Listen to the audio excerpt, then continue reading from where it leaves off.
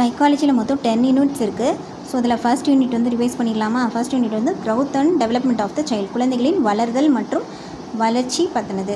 ஓகேவா? ஸோ இதெல்லாம் வந்து டெஃபினிஷன்லாம் இதுலேருந்துலாம் கேட்க மாட்டாங்க. அனைத்து உடலியல் அமைப்பியல் மாற்றங்கள் தான் வளர்தல் அப்படின்னு சொல்கிறாங்க. அதாவது முதிர்ச்சி சம்மந்தப்பட்டது, முதிர்ச்சி அடைதல். ஸோ உடலியல் அமைப்பியலில் ஏற்படும் மாற்றம் தான் வளர்தல். உருவ அளவில் மாற்றம், விகிதாச்சாரத்தில் மாற்றம், பழைய உடல் அமைப்பில் மாற்றமடைந்து புதிதாய் நிலைர்வதே வளர்தல். அதாவது ஒரு பழைய ஒரு ரேஷியோவில் இருந்தது புதுசாக வேறு ஒரு மாற்றம் அடையும் போது ஒரு ரேஷியோ மாறுதில்ல. ஸோ அது சொன்னது வந்து ஹார்லாக். சரியா? ஹார்லாக் சொன்னது வந்து விகிதாச்சார மாற்றம் அப்படின்றாரு. அடுத்து உடலியல் மாற்றங்கள் வளர்தல் அப்படின்றது ஜஸ்ட் உடலியல் மாற்றங்கள் அப்படின்னு சொல்கிறது வந்து க்ரோ அப்படின்றவர் அப்படி சொல்கிறார். சரியா? விகிதாச்சார மாற்றம் அப்படின்னு சொல்கிறது ஹார்லாக். அதுக்கப்புறம் வந்து உடலியல் மாற்றங்கள் அப்படின்னு சொல்கிறது க்ரோ. ஓகேவா? அடுத்து வளர்ச்சி முதிர்ச்சியை குறிப்பிடுகிறது அப்படின்னு சொன்னாங்க. மரபியல் ஆற்றலானது வளர்ச்சியடைந்த அமைப்பின் மாறுபாடடைவதே வளர்ச்சி. மரபியல் ஆற்றலில் மாறுபாடடைவதே வந்து வளர்ச்சி அப்படின்னு சொல்லுது. ஏன்னா பிரிட்டானிக்கா கலைக்களஞ்சியம் வந்து சொல்லுது. ஸோ மரபியலில் மாற்றமடைகிறதுன்ட்டு பிரிட்டானியா சொல்லுது. சரியா? யூகிக்கக்கூடிய அபரிமிதமான தொடர் மாற்றமே வளர்ச்சி அப்படின்னு ஹார்லாக் சொல்கிறாரு. தொடர் வளர்ச்சி தான் அது வந்து ஹார்லாக் சொல்கிறாரு.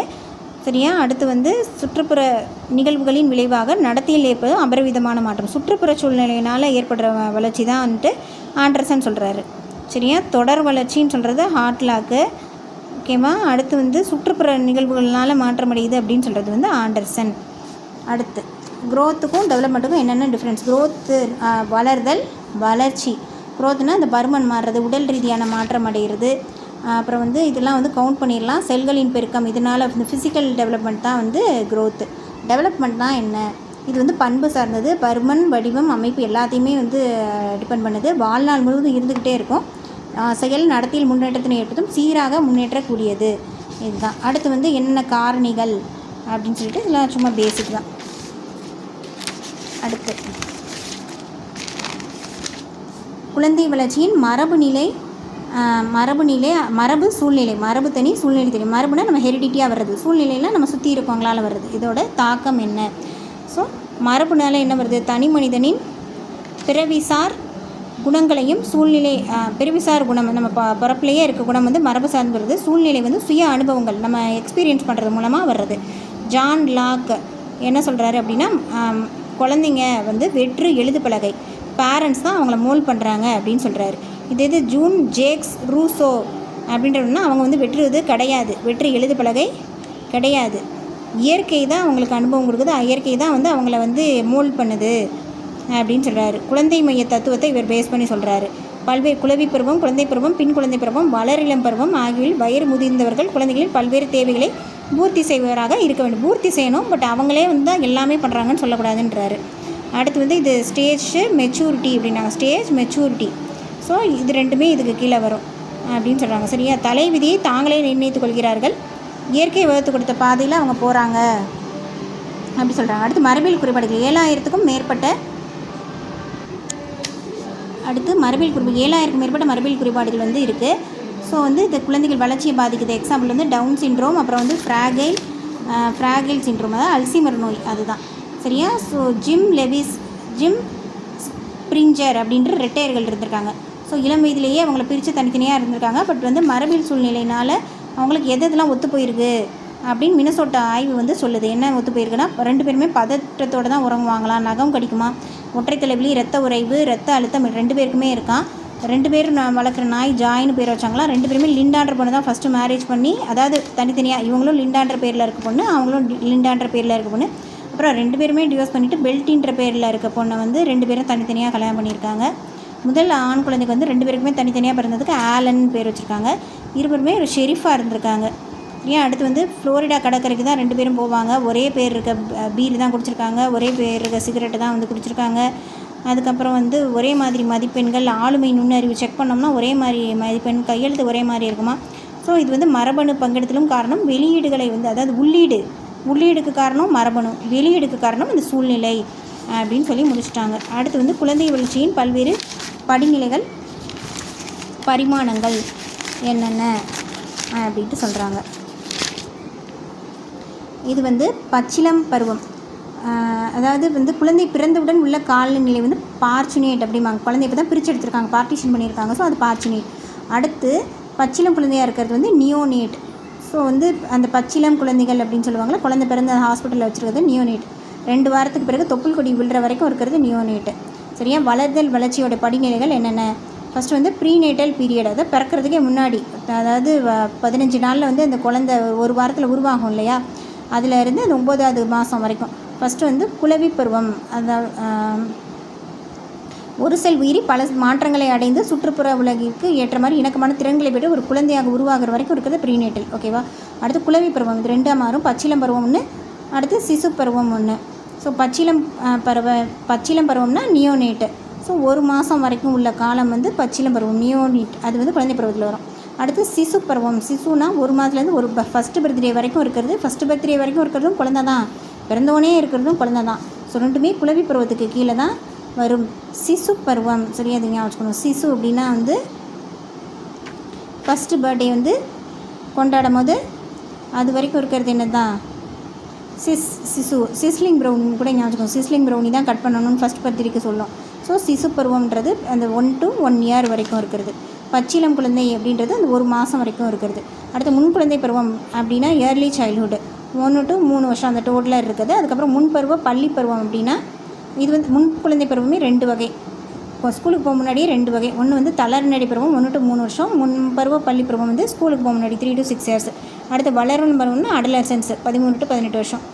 பிறப்பிற்கு முந்தைய காலம், அந்த ப்ரீநேட்டல் பீரியட் அப்படின்றது அது 3 நிலை. கருவின் ஆரம்ப நிலை, அதான் பீரியட் ஆஃப் ஜைகோட் அப்படிம்பாங்க. சரியா? அந்த ஃபிலோப்பியன் டியூப்லேருந்து அந்த கீழே போகிறது எல்லாமே. அடுத்து கருமுட்டை காலம் அப்படின்னா எம்பிரியோ வளருது, வெளியுறை நடுவுரை இதன் பிரியிறது. அடுத்து வந்து கரு காலம், கரு எப்படி வளருது, கடைசியாக வந்து குழந்தை பிறக்கிற வரைக்கும். அடுத்து குளவி பருவம்னா இது 2 இருக்குதுன்னு பார்த்தோம்ல. ஸோ இது வந்து ஃபிசிக்கல் டெவலப்மெண்ட் எப்படி இருக்கும், காக்னேட்டிவ் டெவலப்மெண்ட் எப்படி இருக்கும், எமோஷனல் டெவலப்மெண்ட். ஃபிசிக்கல்னால் வந்து அந்த உடல் வளர்ச்சி, காக்னேட்டிவ்னா பிரெயின் யூஸ் பண்ணி அது என்னென்ன பண்ணுது, சோஷியல்னால் அந்த வெளியில் இருக்க அட்மாஸ்பியரானால் ஃப்ரெண்ட்ஸு எல்லாரோடையும் சேர்ந்து எப்படி பண்ணுது அப்படின்னு சொல்லிட்டு. ஸோ இது வந்து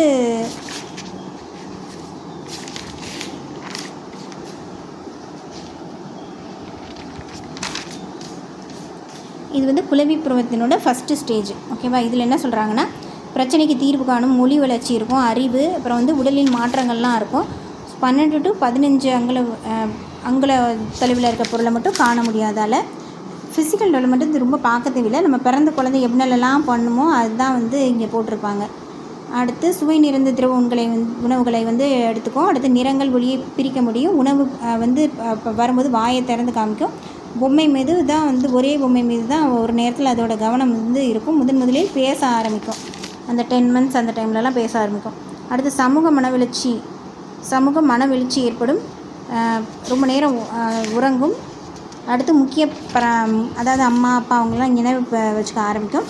அப்புறம் சிரிக்கும், பாசம் கொள்ளும், பதட்டம் அடையும், பொம்மைகளை யாராவது பிடிச்சா எதிர்ப்பு காட்டும், அழ ஆரம்பிக்கும், கோவப்படும், தனியாக விளையாடும். ஸோ இதெல்லாம். அடுத்து வந்து குழந்தை பருவம், முன்பள்ளி பருவம், பள்ளி பருவத்துக்கு முன்னாடி.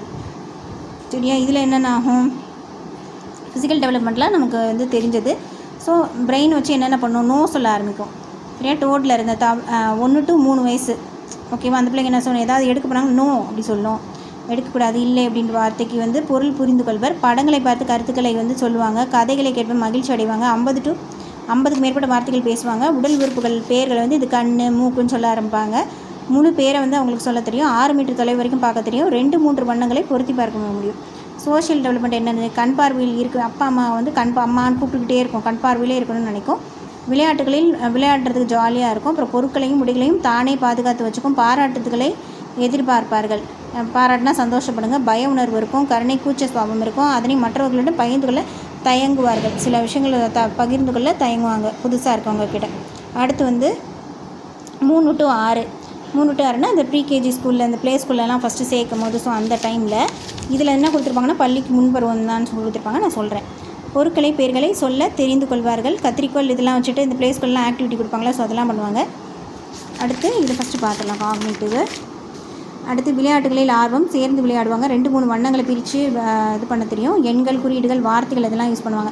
மோஸ்ட்லி இந்த நமக்கு செகண்ட் கிட்ஸ்லாம் அந்த 3 வயசில் இருப்பாங்களா, ஸோ அவங்க என்னெல்லாம் பண்ணுறாங்களோ அதுதான் பிரெயினை யூஸ் பண்ணி பண்ணுறதுலாம். எண்கள், குறியீடுகள், வார்த்தைகள் இதெல்லாம் கண்டுபிடிப்பாங்க.